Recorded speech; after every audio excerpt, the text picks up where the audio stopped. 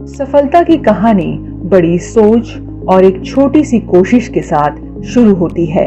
इन कोशिशों को धरातल पर लाने में स्वयं सहायता समूह योजना अहम भूमिका निभा रही है। आज उत्तरांचल द्वीप में बात करेंगे समूह बना आत्मनिर्भर उत्तराखंड की नींव को मजबूती देने वाली कुछ ऐसी ही महिलाओं की। सबसे पहले मिलिए विनीता आर्या से, जो प्रदेश की आर्थिक राजधानी हल्द्वानी में समूह बना मशरूम कल्टीवेशन कर रही हैं। ये मैंने जो काम था ये 2021 से हमने स्टार्ट किया था, और जब हमने ईटीसी बागजाला से इसकी ट्रेनिंग ली थी तो समूह के जरिए जो है पहले ईटीसी बागजाला में हमने ट्रेनिंग ली, फिर उसके बाद ये RCT bank of Baroda RCT से हमें ट्रेनिंग के लिए यहीं फतेहपुर में सिखाने के लिए आए लोग। तो हमने यहाँ पे ट्रेनिंग ली। यहाँ पे ट्रेनिंग लेने के बाद मुझे लगा कि हमने करना चाहिए, अपने कुछ ना कुछ हमने रोजगार अपना करना चाहिए, जिससे फिर मैंने अपने समूह से, जो हमारा समूह का फंड था, थोड़ा बहुत उसमें से पैसा निकाला और अपने समूह की महिलाओं को लेके मैंने ऑयस्टर मशरूम से स्टार्टिंग करी। फर्स्ट ईयर तो हमने ऑयस्टर मशरूम का ही किया। उसकी मार्केट भी कुछ खास तो है नहीं यहाँ, उसकी मार्केट अच्छी नहीं चली, तो हमें ऐसा लगा कि हमें बटन मशरूम भी स्टार्टअप करना चाहिए। फिर हमने नेक्स्ट ईयर जो है बटन मशरूम का स्टार्टअप किया। तो हमने उद्यान विभाग से ब्लॉक के जरिए अपने सब्सिडी में मशरूम लिए, लगभग 100 बैग हमने लिए थे। तो हमने जो उसका स्टार्टअप किया, इसका मतलब ऐसा है कि शुरुआत में हमें लगा कि हम नहीं कर पाएंगे, काफ़ी मेहनत लगी उसमें, लेकिन फिर हमने महिलाओं ने सबने मिलके, हमने थोड़ा, मेरे हस्बैंड ने भी हेल्प करी, हम सभी महिलाओं ने मिलके तो हमने इसको करा। तो हमें काफ़ी अच्छा प्रॉफिट हुआ फर्स्ट ईयर में। जिस वक्त पे समूह बने थे ऐसी किसी की कोई खास इतनी सोच नहीं थी ऐसी, मतलब उस वक्त स्टार्टिंग में यही था कि बस समूह बनने हैं, हमें जैसे थोड़ा थोड़ा अपना 100 रुपये महीने के हम अपने जमा करते हैं, बस अपने पैसे हम जमा कर रहे हैं, बस स्टार्टिंग ऐसी कुछ ज़्यादा सोच नहीं थी। लेकिन जब धीरे धीरे हम लोग सब आगे बढ़ने लगे, हमने देखा कि हाँ समूह में कितना फ़ायदा है, इसके हम कितने आगे बढ़ सकते हैं। तो मेरे समूह में 6 महिलाएँ हैं।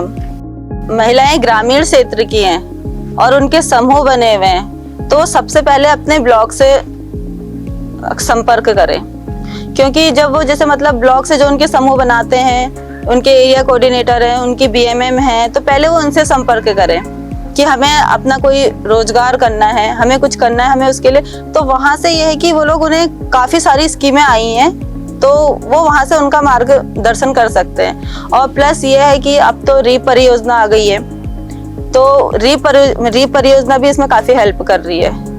और प्लस अब इसमें तो ये हो गया कि आरबीआई भी बिजनेस को आगे बढ़ाने के लिए राह दिखाने लगा है। देहरादून का युवा महिला शक्ति समूह प्रयासों के बाद अब धीरे धीरे सफलता की ओर बढ़ रहा है। काम हमने पहले छोटे छोटे काम शुरू किए, अब हमने हमारा सीसीएल हुआ, आरएफ हुआ, तो उससे हमने ऋण उठाया, ऋण उठा के हमने फिर अपना छोटे मोटे सब काम शुरू किए। अब हमारा समूह इतना अच्छा चल रहा है कि दूसरे लोग बोल रहे हैं आपके समूह से अगर कोई निकलेगा तो हमें जोड़ लेना। अभी हमने पहले स्टार्टिंग में 3 वैरायटी हमने साबुन की निकाली थी, नीम, एलोवेरा और मुल्तानी। अब इस टाइम हमारी 8 वैरायटी निकल रही है। एनआरएलएम से हमें आरएफ का पैसा जो आता है स्टार्टिंग में, स्टार्टअप फंड होता है, वो भी मिला है। उससे भी हमने कुछ में 1-2 महिला ने उससे काम शुरू किया था। फिर हमारा सीसीएल हुआ, उससे भी हमारा शुरू हुआ है।